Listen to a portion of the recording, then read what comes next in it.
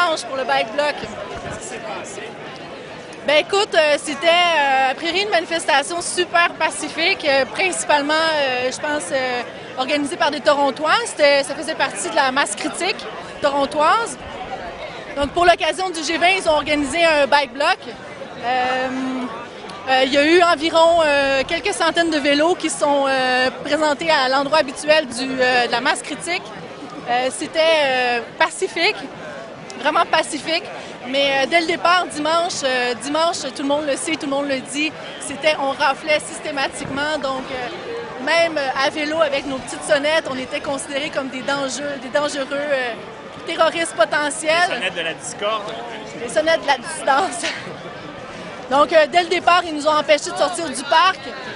On était accompagnés de police à vélo qui nous poussaient pour essayer de contrôler les déplacements des gens. Les vélos des policiers sont transformés vraiment toute la fin de semaine, mais particulièrement dans le Bike Block, en armes défensives, offensives.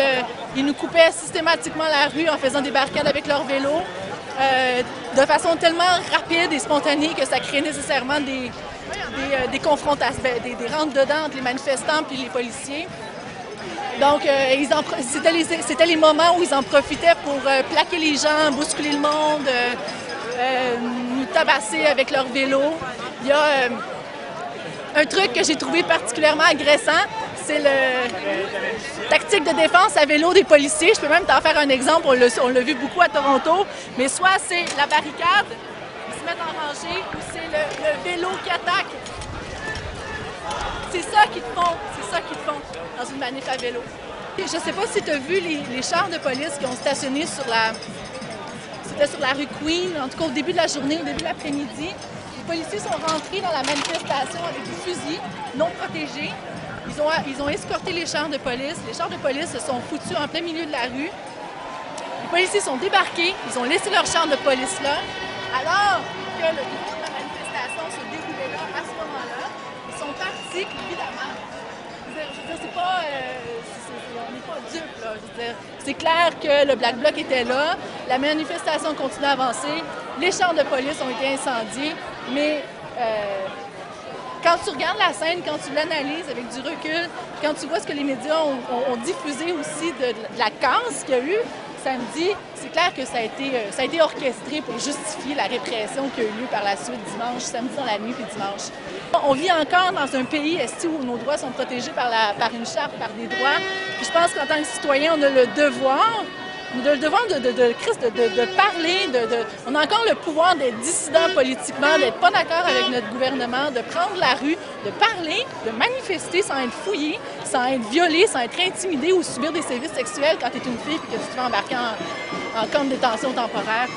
Fait que je suis contente aujourd'hui de voir ça. Des centaines de personnes qui sont à Montréal pour manifester en solidarité, là, pour vrai, là, avec les gens qui se sont fait arrêter, qui sont toujours pognés à Toronto aussi pour plaider leur cause.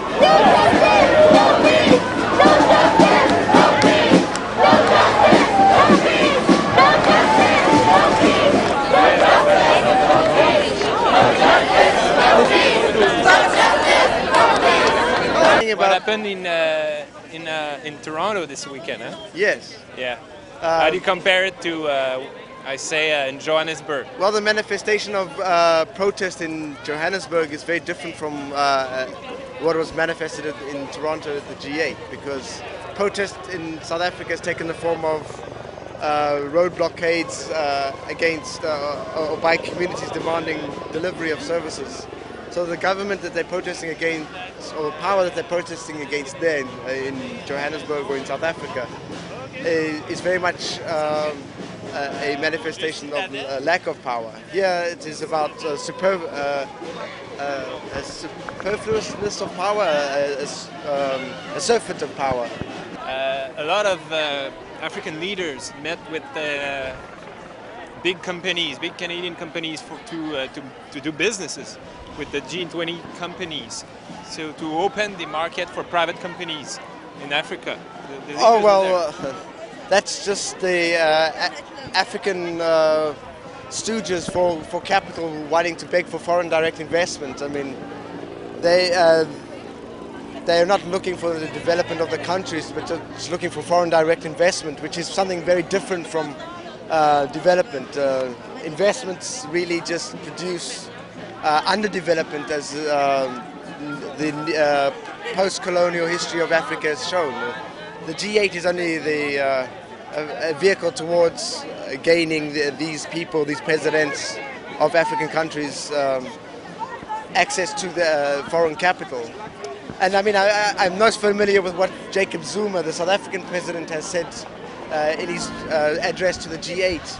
And he's more conservative than I think the previous president, Thabo Mbeki, was. He basically said South Africa is still a destination for capital to invest, and he has nothing to contribute to the development of South Africa as much as any African begging at the G8 would want to achieve. The G8 has made promises to the developing countries in the past that have not been kept. I'm not sure, it was in the meeting in 2005 when they promised a certain amount of money for debt relief. That hasn't been held. It's window dressing for the G8's continued dominance of the globe. Thank you, Nicolas. You're welcome.